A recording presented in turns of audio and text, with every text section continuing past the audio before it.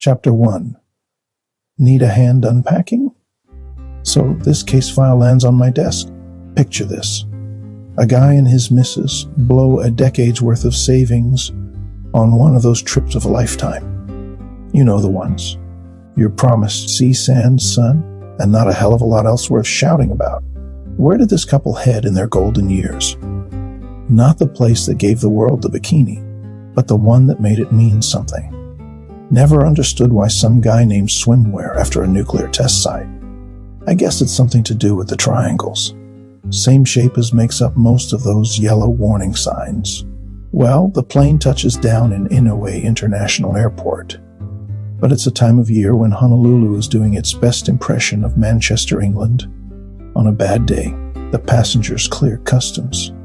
They look like someone's taken all their dough and slapped them in the face for the privilege. Two of them jump in a taxi to their hotel. One's a short, silver-haired coffin dodger, thin except for a gut that showed up in his 30s but didn't feel like leaving. His wife is taller, fake brunette hair and a dress that couldn't get past a polygraph test.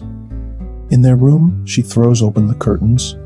He throws his big red suitcase on a queen-size bed that's the newest thing there. The rest of it looks like some beige and aqua feature from a 60s edition of Good Housekeeping threw up everywhere. A glance out of the window doesn't make the place look any better. A minor eruption from that hill in the distance would just top off the day. Water flows down the glass like it's in a hurry to get to the ground, and then to the sea. It's like the very hotel is weeping for the couple's wasted journey.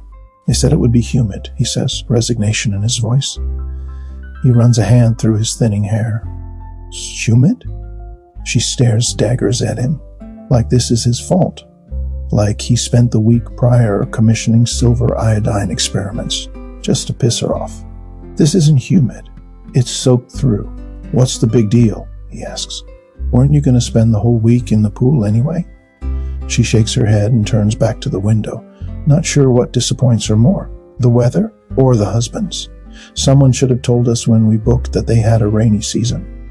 You didn't want rain? He says with a struggle.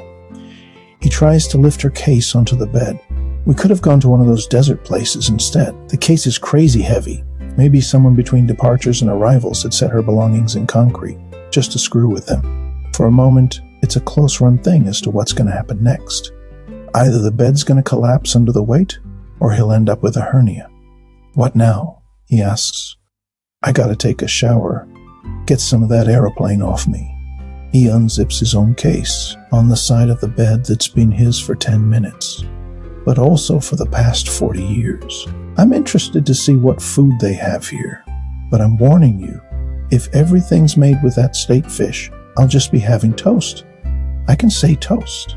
She opens out her fists, still balled as if she could beat the crap out of the weather. She meanders to her own red suitcase. What's in that thing anyway? He asks. She shrugs. The essentials. Yeah, and what else? She reaches for the zip. She sees for the first time that it's darker in the middle. Sure, they'd gotten wet on the way in, but this is like it's coming from the inside. Something's burst, she says in a panic. My shampoo's probably ruining my swimsuits. He wants to say that the less they see her figure in one of those swimsuits, the better for everyone. But that ain't gonna help the situation. She undoes the zip all the way and flings it open. The good news is the shampoo bottle has survived the trip. The bad news is that there's something in there she didn't pack. It's an arm that belonged to some other guy not so long ago, loosely wrapped in plastic and seeping blood. And yes, the blood got on the swimsuits. She runs for the bathroom and chucks up the meager aeroplane food that was sitting in her stomach. He looks on with morbid curiosity. Insurance covers you for a load of problems on your travels. Cancellations, delays, pick up some disease, break an arm water skiing, lots of stuff, but not bad weather, and certainly not body parts in your luggage. Not on any policy I ever saw. Not a very handy start to their holiday.